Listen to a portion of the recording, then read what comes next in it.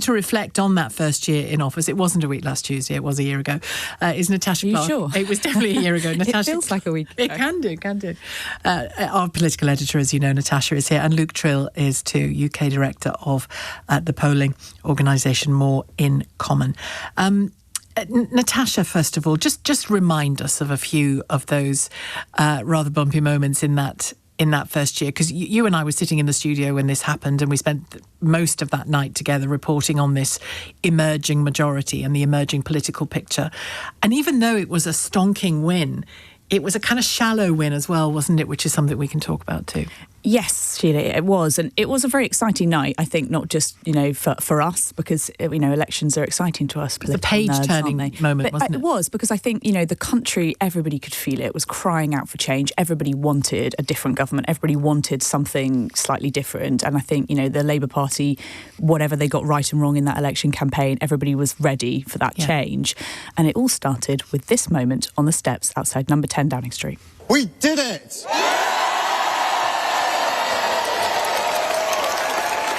And I remember watching that from the Downing Street, quite sleep-deprived, trying to take it all in. But, there was elation in the air. It was electric. And it was really the dream start, I think, for Keir Starmer.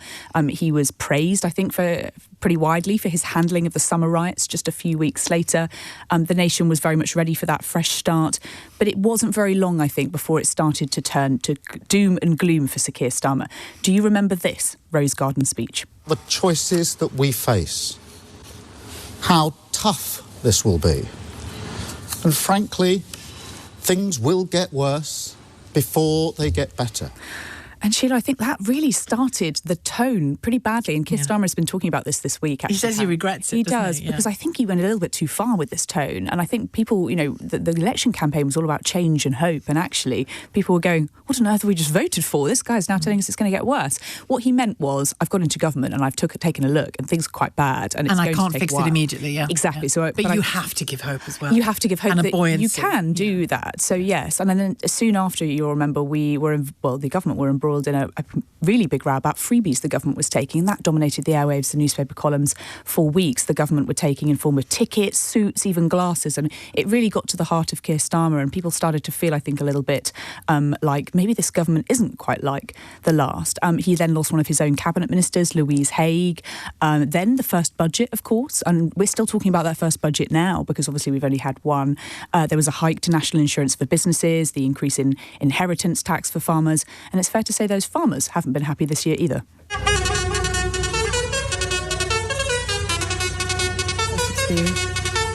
So when I first experienced one of those protests up close, it's quite scary, isn't it? They're very loud. It's impressive though as well. Just to see these huge, great tractors down Embankment and heading towards Westminster. Yeah, and they really mobilised, of course, after that budget, and really did. We haven't heard from them, touch wood, for a little while. But I imagine we might not have had the end of that. Backbenchers also, I think we've seen over the last year, grow more grumbly with the Prime Minister. You've got lots of different factions in the Labour Party, despite that huge majority. This was one particular speech just a few months ago that now Keir Starmer says he regrets. We risk becoming an island of strangers, not a nation that walks forward together. And that obviously completely culminated in the welfare rebellion earlier this week. Gosh, I was going to say last week. It was earlier this week, that welfare rebellion that the Prime Minister suffered. We should also mention, of course, those 3 U-turns that we've seen over the last year from Keir Starmer: winter fuel, the grooming gangs inquiry, and, of course, on welfare. We should also mention the Runcorn by-election a few months ago. Labour completely beaten up, essentially, in that by-election by one man, Nigel Farage. A narrow margin, 6 votes. How might that have been influenced if the Prime Minister had actually gone to Runcorn? Will he be ruining that decision this morning? Well, we might have won by 600. I don't know.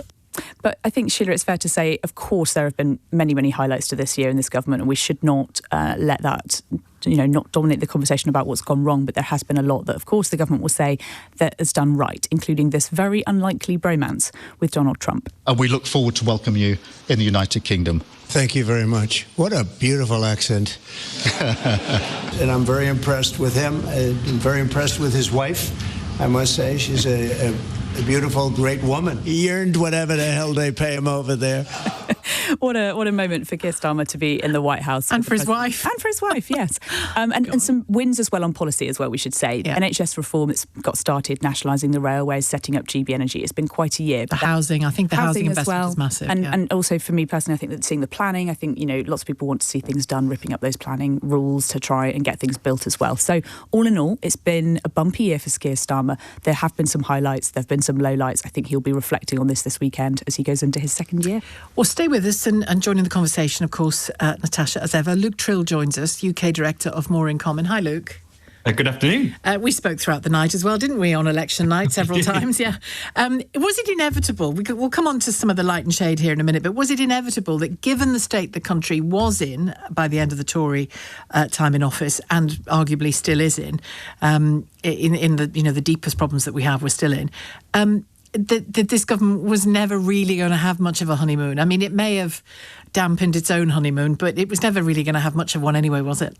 Yeah, look, they've certainly made mistakes, and Natasha touched on a lot of them. But just looking at the fundamentals, one of the things that I often say is the British public are exhausted. They basically feel like they haven't caught a break since the financial crash. They keep getting this language of tough choices, but when does the tough choices become a brighter future? So you've got that on the one hand.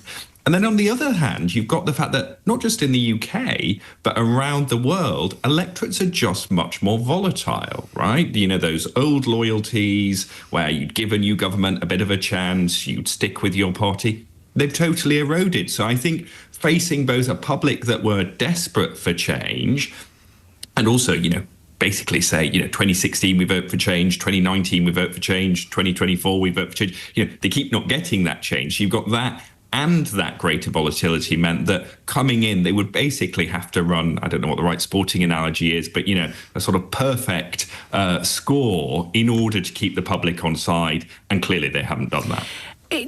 Let's look at who that's given room to, notably Reform, obviously. And that space continues to be taken up by Reform. They are now doing well enough to take seats off Labour, arguably. Again, a lot can change between now and the next election, but on current form, they're doing well enough to take seats off Labour at a much bigger rate than they did last time. They were more of a threat, and still are more of a threat to the Tories than to Labour. But let's talk about, in the conversations that you have with voters throughout this past year, how that drift, or to what degree there is a drift from even grudging support for Labour to just, no, they're not cutting it. I'm turning away.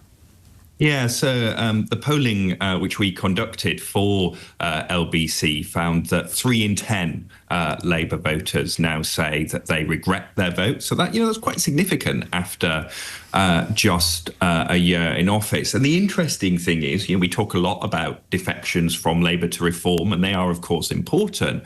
But Labour's also lost votes to its left. It's lost votes to Liberal Democrats, to the Greens, to people who now just say, I wouldn't vote at all. And in a sort of somewhat ironic way, the comparison you might make is with what happened to Boris Johnson's 2019 coalition, where Boris Johnson wins this quite broad coalition and it splinters in every direction.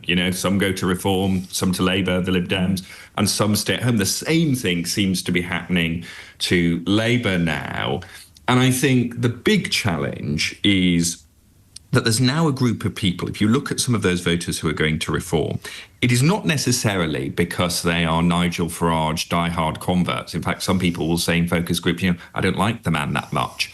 But things feel so bad, we feel we've tried the two main options, that I'm willing to roll the dice on something else. And that kind of roll the dice mentality is what has come through. Well, really. That's a kind of Trumpian echo, isn't it, from America, in a sense? It is. Yeah, we need something different. We need something that is new. We don't care if it's a little bit messy, because what we've got at the moment is messy. And I think the challenge for Labour, because as you say, it is very early, like opinion polls this far out, are useful as guides, but they change a lot. The challenge for Labour is to convince people that they don't need to roll the dice, that the system can actually deliver for them. So it's quite a fundamental thing. It's not just about one party. It's about, can government do what people want it to? Hi, Luke. It's Natasha here. Can I just ask you about the recent MRP poll that we had? And and I think it's the first one we've had in a while, and just to our listeners, explain that MRP poll, what it means, which had us in a hung parliament territory. Do you think we should treat that poll seriously? And also, on your word cloud that you did very helpfully for LBC, I was really struck by some of the words that, listeners were asking. Were saying that we were asking them in a word or two, how would you describe Keir Starmer's first government? And, the main words were bad, disaster, terrible. We did have good. I was going to say there was one positive, wasn't there? Terrible, poor, rubbish, disappointing. Should we be surprised at that poll, or is it genuinely? I mean, it sounds like what you're hearing day in, day out from voters. Yeah, so just on your first question about the MRP poll, these are basically models which allow us not just to look at overall voting intention, but to look at how that might translate into particular seats. And you're absolutely right. If you look at the MRP polls that have come out in recent weeks, now been a couple of them, they point to a very fragmented parliament. Big gains for Reform, probably as the largest party, and lots of the recent ones, Labour way down. The Conservatives actually fighting off the Liberal Democrats for fourth place, which is quite an extraordinary thing to be saying. So you've got that wider fragmentation at the national level. And then looking at Keir Starmer personally, look, I think it's fair to say, and we talked about this before the election, Keir Starmer didn't come into office as one of those great loved party leaders. He wasn't Barack Obama. He wasn't Tony Blair. People wanted change from the Conservatives. But there wasn't a sense of excitement around him in the way there was with those two politicians you described. Exactly that. And I think he has struggled to connect. Some of it, I think, you might say is quite unfair. His title even comes up in focus groups a lot, with people saying, things like, well, Tony Benn gave his up. Why won't Keir Starmer? Well, Tony Benn's was hereditary. Keir Starmer earned his. But anyway, so I think he struggles. So I think he had a bad base to start with. But I do think that in particular, and Natasha, you ran through those series of things he now regrets. I think the Rose Garden speech was the biggest almost of those errors. Obviously, winter fuel, which our polling view shows was an error. But in terms of narrative, the Rose Garden speech, because what it did was people were like, yes, we've got a new government, we're going to get change. And as he himself has admitted, and we've heard in the focus groups, it sucked away the hope a little bit. Yeah, and also, unlike the winter fuel, he was speaking at that moment to the entire nation.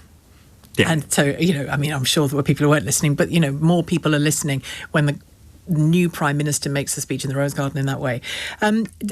Question to both of you, really. There are surely previous lessons that tell us not to judge or not to prejudge the outcome of the next election based on the first year or two of any government. I mean, we've seen examples, even Boris Johnson's experience was one. Events can really upend a situation, can't they? Yeah, that's completely fair to say, and Luke might have more to say about sort of where previous Prime Ministers have been just a couple of years into their Prime Ministership. But basically, yes, absolutely. Well, we saw with Keir Starmer, it took him a very long time to turn around things in the polls, and there was a moment after one particular by-election in Hartlepool that Labour lost that he considered throwing in the towel, and, obviously look at what's happened. So politics is very volatile, as Luke said, and I do think you could still obviously turn it around. I wonder what voters are saying in terms of what they would like to see from the government for the next 4 years and how that might be turned around. But I'm sure Keir Starmer's team will be reflecting on that. And they can turn it around. And I'm sure they tell you, Luke. And does it boil down to, I want to feel that it's worth me going to work. I want to feel like my life is working a bit better than it does at the moment, financially, for my family particularly. Well, you've hit the nail on the head, and I'll just give you one example. We spoke to a focus group in Coventry after the spending review, and there was someone who said, I'm now meal prepping every day. I don't even have the odd opportunity to go out and buy fish and chips as a treat every now and again.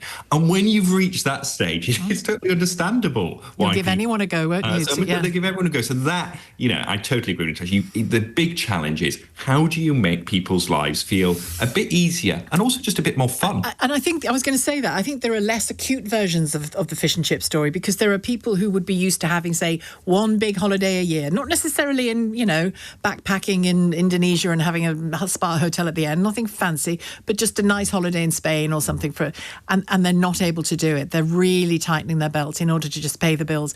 And that isn't an uncommon experience at the moment and hasn't been for some years.